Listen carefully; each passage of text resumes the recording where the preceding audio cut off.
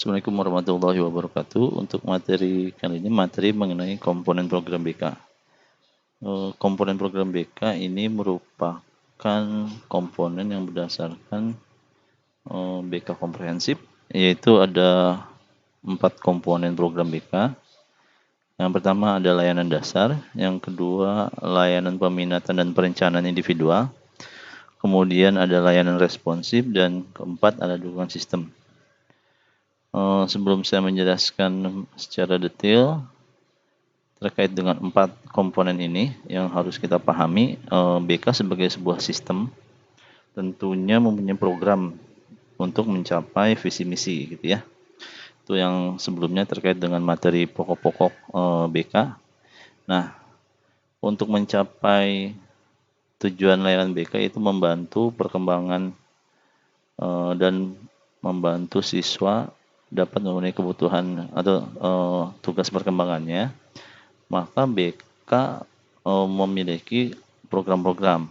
Nah, ada 4 komponen program yang memang merupakan penjabaran dari visi misi tersebut sehingga visi misi tersebut bisa tercapai, gitu ya. Pertama ada komponen layanan dasar. Jadi layanan dasar itu proses pemberian bantuan kepada semua peserta didik atau konseli yang berkaitan dengan pengembangan keterampilan, pengetahuan, dan sikap dalam bidang pribadi, sosial, belajar, dan karir yang diperlukan dalam pelaksanaan tugas-tugas perkembangan mereka. Ini yang harus dipahami. Kalau kita balik lagi ke definisi bimbingan dan konseling, ada bimbingan dan konseling. Bimbingan itu proses bantuan yang diberikan kepada pribadi atau sekelompok individu sehingga individu itu dapat berkembang secara optimal. Nah, secara dalam pemahamannya, tujuan dari fungsi bimbingan itu adalah pencegahan, pemahaman, pemeliharaan, dan pengembangan. Nah, sedangkan definisi konseling ada proses bantuan yang diberikan oleh ahli kepada individu atau sekelompok individu yang mengalami masalah sehingga individu atau sekelompok individu tersebut dapat mengentaskan masalahnya. Nah, kaitan dengan definisi tersebut, maka layanan dasar merupakan bagian dari proses bimbingan. Artinya, karena fungsi bimbingan adalah pemeliharaan, pencegahan gitu ya, dan pengembangan, maka layanan dasar adalah proses komponen program yang berisi kegiatan layanan yang berkaitan dengan pemeliharaan, pengembangan, dan pencegahan. Jadi gimana nih caranya si anak itu bisa terhindar dari masalah. Itu komponen layanan dasar. Dan gimana caranya nih siswa bisa berkembang. Gimana siswa bisa tetap baik gitu kan. Dan gimana siswa bisa memiliki keterampilan, pengetahuan, dan sikap dalam keempat bidang tersebut. Layanan dasar biasanya diberikan fungsinya untuk mencegah anak masuk dalam masalah, gitu ya.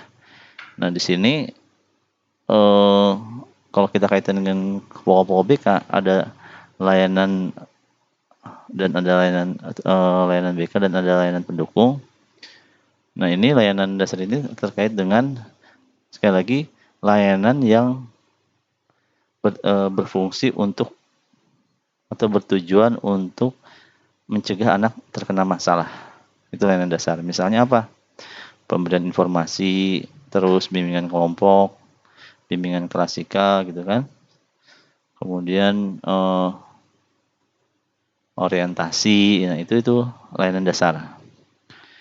Oke, kemudian ada layanan peminatan dan perencanaan individual.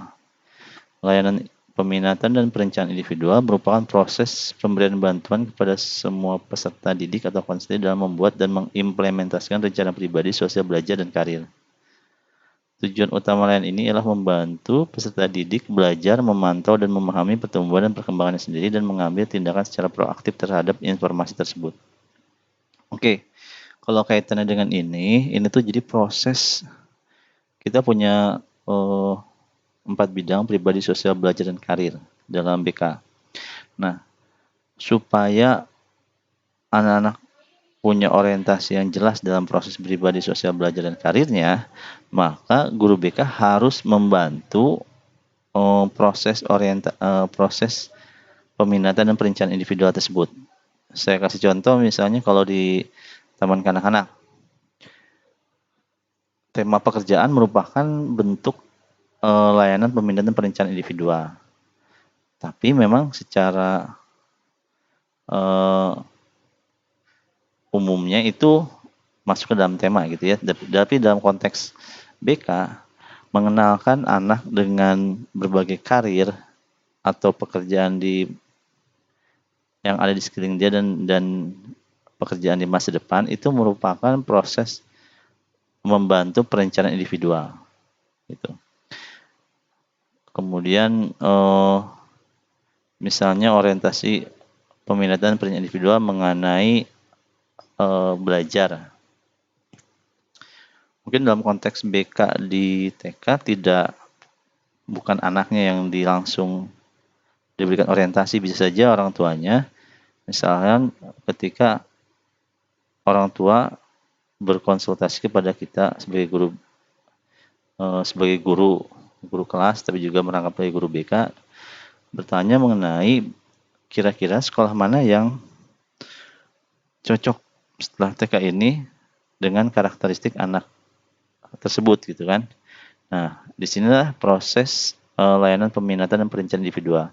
Ketika kita mengarahkan bahwa dengan kondisi si anak ini, mungkin yang baik adalah misalnya sekolah terpadu atau mungkin sekolah umum, dengan melihat karakteristik anak dan keinginan anak, maka yang sesuai adalah sekolah ini misalnya. Itu sebenarnya proses layanan peminatan dan perencanaan individual, itu ya, dalam bidang belajar. Atau misalnya kita menceritakan tentang berbagai kemungkinan pekerjaan seperti yang muncul pada saat ini dan kemungkinan muncul di masa depan.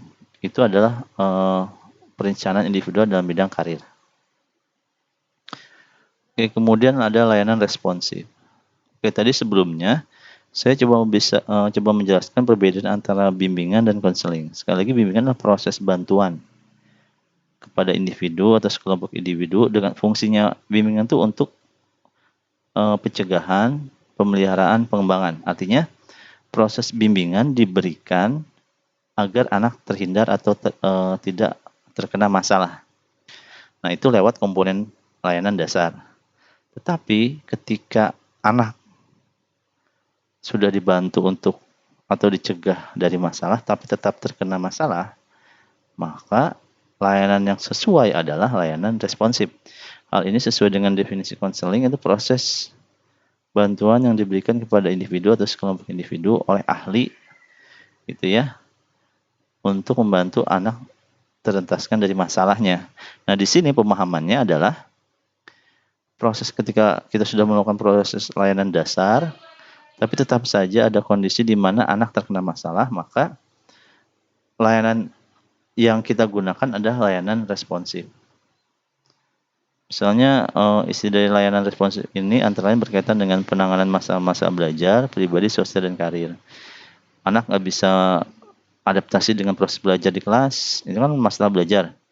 Nah, di sini kita sebagai guru BK membantu anak supaya bisa beradaptasi dalam proses belajar di kelas.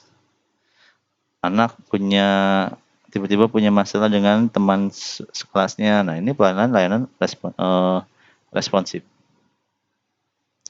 Oke, kemudian ada dukungan sistem. Nah, dukungan sistem ini difokuskan kepada guru. Kalau 3 layanan dasar tadi, layanan dasar, pemeliharaan dan peminatan, kemudian layanan responsif, itu fokus kepada konseli, pada siswa. Sedangkan kalau dukungan sistem, ini fokus kepada kita sebagai guru, gitu ya, atau staf bimbingan dan konseling. Agar apa? Untuk mendukung dan meningkatkan layanan dasar, layanan peminatan, perencanaan individual, dan responsif. Kemudian supaya guru BK itu mampu melaksanakan program-program pendidikan di sekolah yang berkaitan dengan BK gitu ya.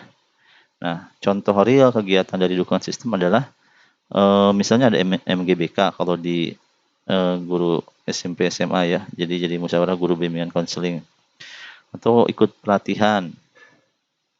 Ikut pelatihan bagaimana misalnya konseling behavioral, atau proses pelatihan mengenai manajemen keuangan eh, yang berkaitan dengan pengolahan keuangan di BK, atau misalnya pelatihan mengenai manajemen bimbingan konseling. Artinya berbagai hal yang berkaitan dengan upaya untuk mendukung guru BK dan atau personilnya supaya lebih baik dalam melakukan pelayanan bimbingan konseling. Gitu. Itu namanya dukungan sistem. Oke, itu saja yang bisa saya sampaikan. Nanti teman-teman bisa membaca lebih banyak secara lebih detail di materi yang sudah saya masukkan ke e-learning. Terima kasih.